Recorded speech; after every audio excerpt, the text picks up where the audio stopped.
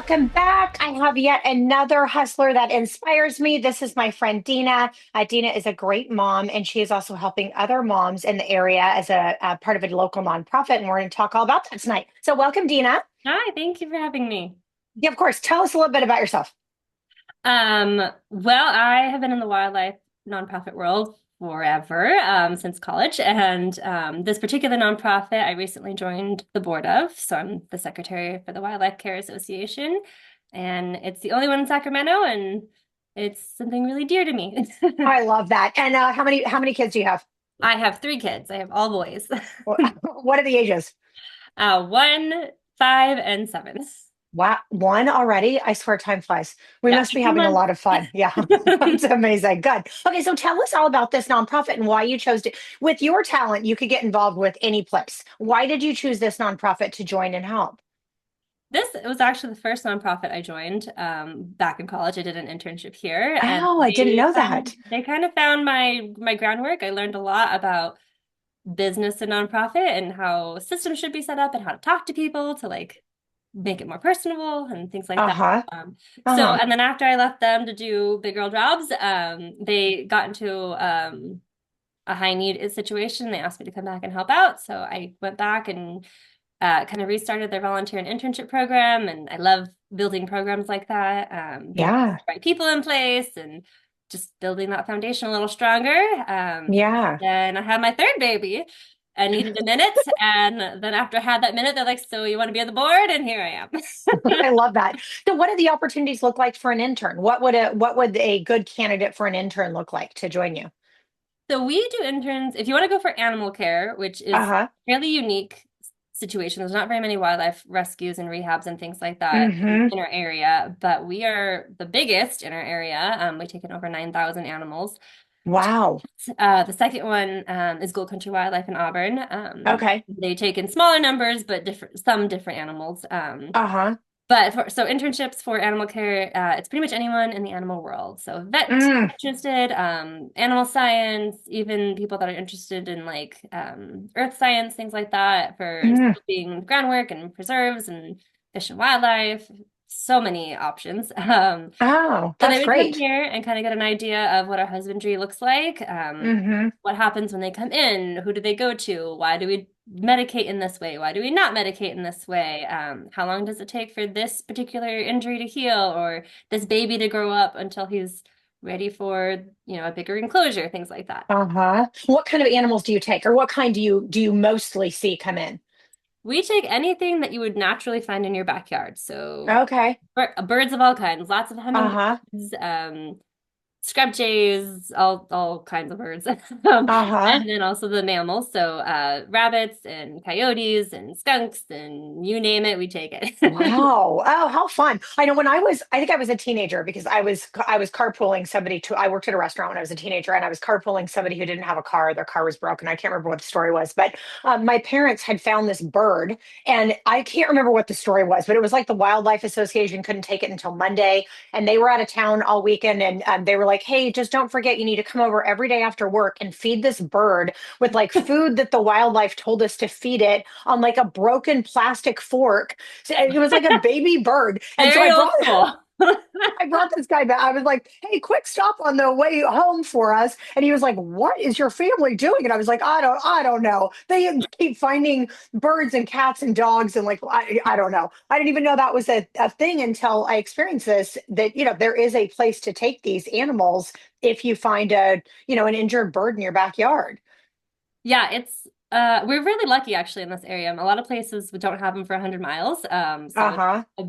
it's harder to get them care, the professional care that they need and deserve. Sure. Especially recent, I say 10 years recent. A lot of places like us have like stepped up our game. Hmm. So it's not just during the summer anymore. It's 24/7, every 7 days a week. Mm, Even Christmas, we take animals in, and wow.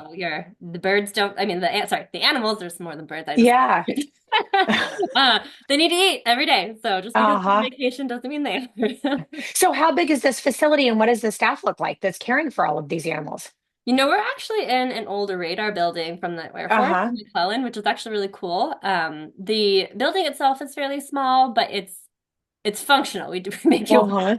And then we built a whole lot of outdoor enclosures, so aviary, Mm, animal enclosures, so that they can get extra flight and extra stretching and learn those skills that they uh-huh. need to before they're released. So fairly small overall, but we make it work. Yeah. And then it's primarily volunteer run, volunteer and intern. Mm, I'm on the board and I'm a volunteer as well. So uh-huh. everybody on the board is a volunteer. There's about 12 staff members. Mm. And they're just there to make sure we do the technical stuff and get the Of right course. Yeah, no, I would medication. imagine you need a vet on staff to, that knows what they're doing that can then pass information on to everybody else. Because I've been on nonprofits before, and when you have a lot of volunteers, it's great and helpful, but like somebody has to drive the ship. Yes. And yes, you need somebody that knows what's going on to pass out orders and tell everybody what to do. Pretty much. So yeah, we have a couple lead techs. We actually Uh-huh. don't have that primarily on staff. We have them if Mm-hmm. we need them for x-rays or other crazy things, but Mm, wildlife rules are a little bit different than domestics.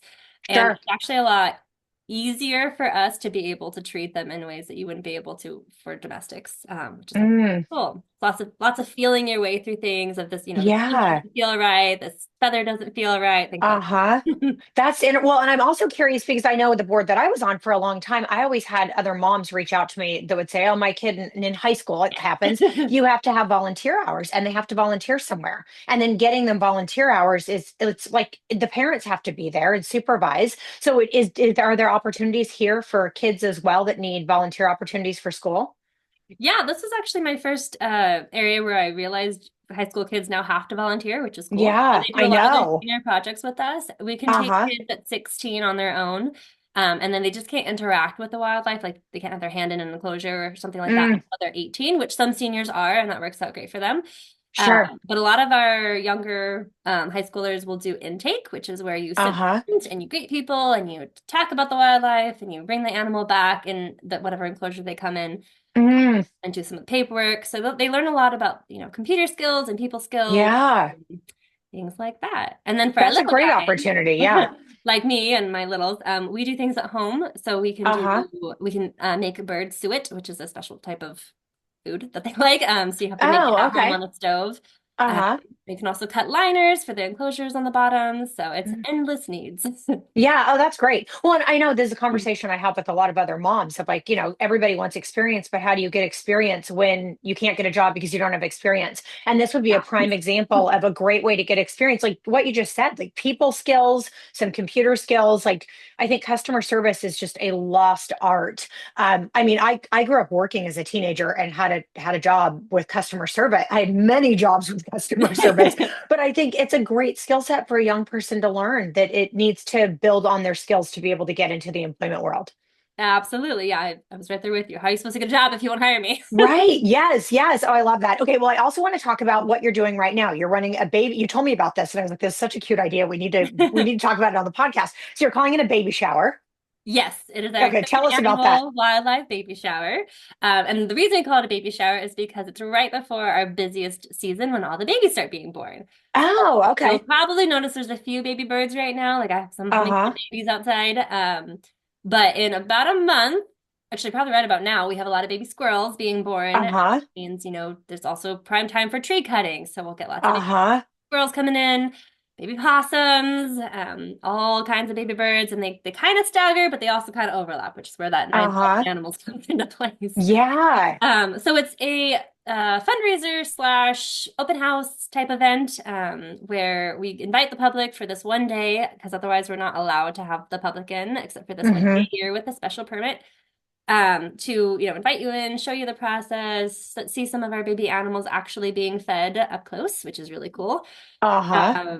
There's lots of kids activities, kind of an all age situation. We're gonna have a face painter and coloring How and fun. food. Fun. And how, like with the I just got another invite to a baby shower today. So I sent that over to my assistant and was like, don't forget, we need to register and get something from Amazon, right? That's what you do. Somebody has a Exactly. baby, you jump online. So how will we help with this baby shower? So guests are encouraged slash begging to bring Yeah. baby gifts. So that's gonna Uh-huh. be for us, it's gonna be things like laundry detergent and bleach Okay. and dishwasher soap and certain food that is meant for the animals. It's all Okay. on our website for the baby shower. But also Oh, things, awesome. yeah, just things for the humans too. So human snacks Okay. and drinks for our volunteers because they are oh so very important and Uh-huh. beloved. Oh, that's awesome. I didn't even consider that. Like I have a bunch of nurses and I routinely drop off snacks for the nurses with like, hey, we do special loan programs if you're a nurse. But we could do the same thing. Like if somebody wanted to volunteer and they can't be here, they can go online, pick out things that are really going to work for the facility and order them there. They could bring in snacks. They could do any of the above to help out. Yep, and including an Amazon wish list. So Oh, I love that. Okay, good. And we'll get the Amazon wish list within the link yeah. that we'll provide. Okay, perfect. I think that's a great way to do it. I mean, same with baby showers. Like, you don't need people to send you stuff you already have or that your mother-in-law already got you. You need the things that are on the list, you know? And Exactly. now with the way Amazon works, that's just so much easier that you pick something and it arrives directly at the facility or directly at somebody's house than having to run it over. Yep, absolutely. Okay, I think We this is got great. kids. We can't be doing that Yeah.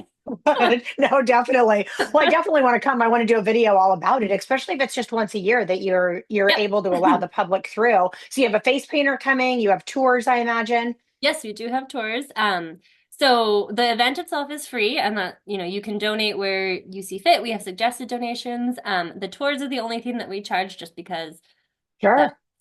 it's got to be controlled a little bit. So it's Yeah, staggered yeah. and we do our best to get everybody in. So far, we haven't had issues kind of squeezing people in here and there. But Uh-huh. those you can purchase for $20, either Okay. on our Eventbrite link or in person when you come. Okay. Kids 2 and under are free for the tours because they kind of have to be held anyway. Yeah, yeah. Okay. But yeah, otherwise, lots of photo opportunities. We'll have an ambassador raptor, Oh, from wow. and little, those whole things where you can stick your face Uh-huh. in. Oh, that'll be fun. Yeah, and so it's just a good time. Yeah. It's cool to be able to bring the kids in when normally you have to be older.